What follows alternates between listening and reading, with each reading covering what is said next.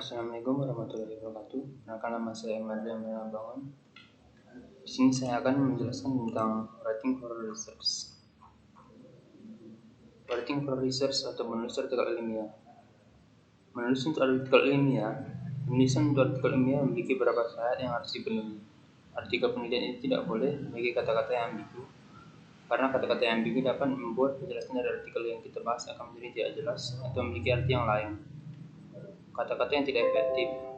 Penggunaan kata-kata yang tidak efektif dapat membuat pembaca tidak paham terhadap artikel yang disampaikan, dan harus memiliki kerangka yang artikel yang lengkap.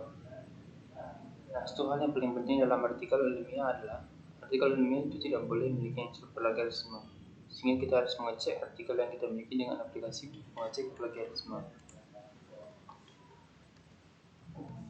Hal pertama yang harus kita lakukan dalam menulis penelitian atau artikel ilmiah adalah menyusun kerangka dari artikel yang akan dituliskan. Kerangka artikel ilmiah dapat dikelompokkan menjadi 3 bagian. Setiap bagian dari kerangka tersebut memiliki fungsinya sendiri. Pada bagian pertama atau biasanya disebut bagian awal. Bagian awal biasanya terdiri dari judul, kata kunci, dan abstrak. Bagian pertama ini adalah bagian yang penting dari suatu artikel, karena seorang pembaca akan melihat bagian awal terlebih dahulu sebelum membaca artikel tersebut. Karena itu, bagian pendahuluan haruslah jelas, menarik, dan informatif agar pembaca dapat tertarik dan mudah mencari artikel tersebut. Lalu bagian selanjutnya adalah bagian pembahasan. Pembahasan biasanya memiliki beberapa isi yang memiliki akronim PMHD, yaitu pendahuluan, metode penelitian, hasil penelitian, dan diskusi. Pada bagian inilah kita harus menampilkan hasil penelitian, menyampaikan hal utama yang harus kita sampaikan, dan penemuan kita secara efektif.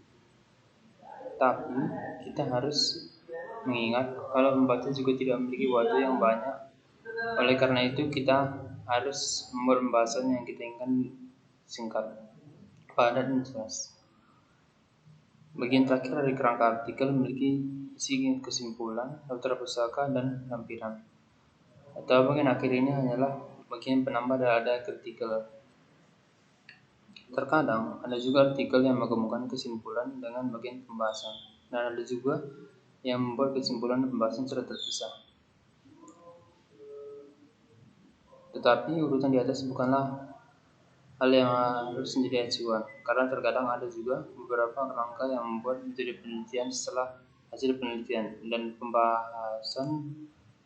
Jadi ketentuan kerangka di atas haruslah mengikuti panduan kalau ada kriteria spesifik. Selanjutnya, setelah selesai membuat kerangka, hal yang harus kita buat adalah judul. Judul itu sebaiknya memiliki 6 hal yang harus dipenuhi. Judul yang bagus itu harus menarik perhatian dari pembaca. Misalnya jika kita membuat artikel dengan tema kincir angin, maka kita harus membuat judul yang bagus dengan tema tersebut. Misalnya kita membuat judul kincir angin, pembangkit listrik alami yang ditenagai oleh angin, atau kincir angin, pembangkit listrik dari negara Belanda. Lalu yang kedua, sebuah judul itu haruslah memiliki kata-kata yang tidak panjang, agar pembaca tidak melewatkan artikel yang kita miliki karena judulnya yang terlalu panjang. Misalnya, kalau kita membuat artikel dengan judul garam dapur, sebuah benda yang didapatkan dari air laut dengan cara mengkristalisasi air laut tersebut. Nah, jika judulnya saja sepanjang itu, tentu saja pembaca tidak tertarik untuk membaca artikel tersebut. Yang ketiga, sebuah judul haruslah menjelaskan isi dari artikel yang akan dibahas. Misalnya, jika kita membahas baterai, maka judul yang diberikan haruslah memiliki hubungan dengan baterai. Lalu yang keempat, sebuah judul itu haruslah informatif tapi ringkas. Sama seperti yang dibahas pada nomor kedua tadi, sebuah judul itu haruslah ringkas tetapi juga informatif. Misalnya jika kita membuat tema kendaraan ramah lingkungan, maka kita dapat membuat judul Tesla, kendaraan ramah lingkungan bertenaga listrik. Lalu yang paling penting, judul itu haruslah mengidentifikasi masalah utama dari penelitian tersebut.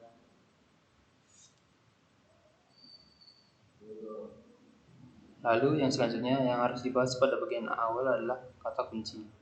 Kata kunci adalah hal yang digunakan untuk melihat isi dari artikel yang kita tulis. Jadi satu kata kunci tidak boleh memiliki makna yang ambigu, karena kata kunci haruslah dibuat spesifik mungkin agar membaca tahu isi dari inti dari artikel tersebut. Singkatan yang digunakan untuk artikel juga haruslah singkatan yang disetujui dari artikel ilmiah lainnya, misalnya KWA, MPH, dan lain-lain. Untuk hal yang lebih jelasnya, kita juga dapat melihat panduan untuk penulis tentang kata kunci yang baik dan benar. Selanjutnya, hal yang harus dilihat adalah abstrak. Abstrak haruslah membahas seluruh artikel. Isi dari abstrak biasanya berupa masalah yang dibahas pada artikel tersebut, metode penelitian, hasil penelitian, dan pembahasan. Abstrak memiliki fungsi sebagai pengiklan dari artikel yang akan dibuat, karena pada saat mencari artikel di internet, hal pertama yang diperlihatkan adalah abstrak artikel tersebut. Oleh karena itu, abstrak haruslah dibuat semenarik mungkin dan seakurat mungkin, agar dapat menghasilkan impact yang luar biasa. Sebuah abstrak juga haruslah dibuat sejelas mungkin, agar pembaca dapat tertarik membaca keseluruhan dari artikel tersebut. Dan juga sebuah abstrak haruslah dibuat singkat mungkin agar tidak membuat pembaca malas membaca keseluruhan artikel karena melihat abstrak yang terlalu panjang. Karena sekali lagi kita juga harus mengingat kalau pembaca itu tidak memiliki waktu yang berlebihan. Menulis sebuah artikel tidaklah sama dengan membaca sebuah artikel, di mana kita akan melihatnya dari awal, seperti membacanya dari pendahuluan, lalu membacanya berurutan sampai ke akhir. Menulis artikel dilakukan diawali dengan membuat tabel, lalu selanjutnya dengan menjelaskan metode yang kita gunakan, dilanjutkan dengan membahas hasil yang ditemukan dari penelitian yang dilakukan, lalu setelah itu membuat pembahasan dari penelitian tersebut. Lalu setelah pembahasan selesai, maka kita akan dapat menyimpulkan hasil penelitian yang dilakukan dengan mudah. Selanjutnya kita dapat membuat pendahuluan dari penelitian yang dilakukan, lalu yang terakhir kita menulis judul, kata kunci, dan abstrak. Dapat dilihat dari pembahasan sebelumnya, pembuatan artikel itu diawali dengan membuat inti dari artikel tersebut, dilanjutkan dengan kesimpulan, pendahuluan, dan diakhiri dengan membuat bagian awal berupa judul, kata kunci, dan abstrak. Pendahuluan. Pendahuluan adalah hal yang menjelaskan konteks dari artikel. Artinya, pendahuluan adalah hal yang menjelaskan isi dari artikel yang akan dibuat. Biasanya pendahuluan berisi penjelasan singkat dari masalah yang akan dibahas dan manfaat dari penelitian yang didapat dari penelitian yang dibuat. Ada beberapa hal yang harus dimiliki dalam pendahuluan. Pendahuluan itu singkat tapi padat dan jelas, sehingga pembaca tahu mengapa penelitian tersebut harus dilakukan. Pendahuluan harus dibuat singkat mungkin, terkadang dapat juga hanya satu paragraf. Pendahuluan seharusnya tidak membahas tentang sejarah, tapi harus menyampaikan penelitian utama yang menjadi dasar dari artikel tersebut. Taruh referensi dan penelitian yang sudah ada atau penelitian yang penting, agar pembaca dapat melihat kecocokan artikel yang dibuat dengan situasi tersebut. Tetapi, pastikan referensi yang diambil tidak keluar dari konteks pembicaraan, agar pembaca tidak bingung mengapa referensi yang diambil tidak sesuai dengan artikel yang dibuat. Selanjutnya adalah metode penelitian. Metode penelitian adalah bagian yang membahas bagaimana kita membuat penelitian. Intinya seluruh cara kita melakukan penelitian ada pada bagian metode penelitian. Metode penelitian biasanya diisi dari bagaimana kita mencari data penelitian dan hal-hal yang dilakukan dalam penelitian. Suatu metode penelitian itu haruslah mendetail karena tinggi dapat melakukan kembali penelitian yang dilakukan. Alat dan bahan yang digunakan pada penelitian haruslah dituliskan dalam metode penelitian dan harus juga dijelaskan secara detail kualitas benda yang digunakan pada penelitian tersebut. Jika penelitian dilakukan secara teoritis atau dilakukan menggunakan komputer, kita harus menampilkan kode dan metode analisis yang digunakan dalam penelitian tersebut. Jika penelitian yang dilakukan memiliki keterkaitan dengan manusia atau hewan, maka penelitian yang dilakukan haruslah memiliki etika standar dengan berhadapan dengan manusia atau hewan, dan diperlukan persetujuan dari komite etika lokal jika penelitian berhubungan dengan manusia dan hewan. Tetapi adanya izin dari komite bukan berarti editor yang menangani artikel kita akan menerima penelitian tersebut sebagai penelitian yang sudah memenuhi etika standar. Lalu selanjutnya kita akan ke bagian hasil penelitian. Hasil penelitian adalah di mana kita menjelaskan apa saja hal yang terdapat pada penelitian yang dibuat. Pada hasil penelitian kita harus menaruh hasil yang penting untuk topik yang dibahas. Jadi kita harus taruh di bagian hasil adalah hasil penelitian utama. Untuk hasil penelitian yang tidak terlalu penting dapat kita taruh di bagian lampiran. Gunakan sebab untuk memilah dan menyatukan hasil penelitian yang sama. Dengan memilah dan menyatukan hasil penelitian yang sama, kita dapat membuat artikel menjadi lebih mudah dibaca. Pastikan setiap sebab tidak memiliki nama yang sama. Lalu yang paling penting, kita harus menonjolkan hasil penelitian yang mendukung topik yang kita bahas. Dengan menonjolkan hasil penelitian ini, maka kita dapat memberikan bukti yang kuat kalau penelitian yang kita lakukan memiliki manfaat yang pasti dan dapat memecahkan masalah yang diteliti.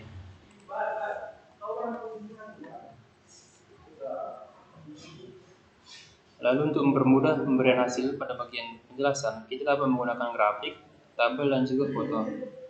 Grafik biasanya digunakan untuk membandingkan hasil yang kita dapatkan dengan penelitian yang dilakukan sebelum penelitian yang akan dibuat. Lalu, tabel biasanya digunakan untuk menampilkan hasil dari penelitian yang akan digunakan. Tetapi pastikan tabel yang digunakan tidak terlalu panjang agar tidak membuat pembaca bosan membaca tabel tersebut. Lalu yang terakhir, foto yang membahas tentang hasil penelitian haruslah ada di bagian hasil untuk memperjelas bukti dari hasil penelitian tersebut. Lalu selanjutnya adalah pembahasan. Pembahasan adalah tempat kita akan menjelaskan apa yang dapat didapatkan dari hasil penelitian. Pembahasan adalah hal yang paling penting dari suatu artikel. Dapat dikatakan nilai jual suatu artikel terdapat dari pembahasan yang ada pada artikel tersebut. Pada pembahasan inilah kesempatan para peneliti untuk menjual data yang didapatkan dari hasil penelitian. Kebanyakan artikel ditolak karena pembahasannya yang digunakan sangat lemah atau pembahasan yang dibuat hanya berisi penulisan ulang dari hasil penelitian. Pastikan pembahasan yang dibuat sesuai dengan hasil penelitian dan melengkapi bagian yang kurang dari penelitian. Artinya, pembahasan di sini adalah hal yang menyimpulkan hasil dari penelitian, apakah penelitian itu memiliki hasil yang lebih bagus dari penelitian sebelumnya atau penelitian itu membuktikan kalau penelitian yang melakukan dapat memecahkan masalah yang diteliti. Oleh karena itu, pembahasan yang tidak boleh mengulangi apa yang ada di bagian hasil. Untuk membuat pembahasan yang bagus, dapat dilakukan dengan membandingkan artikel lain yang membahas hal yang bertentangan dengan artikel yang kita miliki atau artikel yang memiliki kemiripan dengan artikel yang akan kita buat. Hadapi artikel yang bertentangan tersebut dan buktikan dengan pembahasan yang dimiliki kalau artikel yang kita buatlah artikel yang benar atau lebih baik. Lalu yang selanjutnya adalah kesimpulan.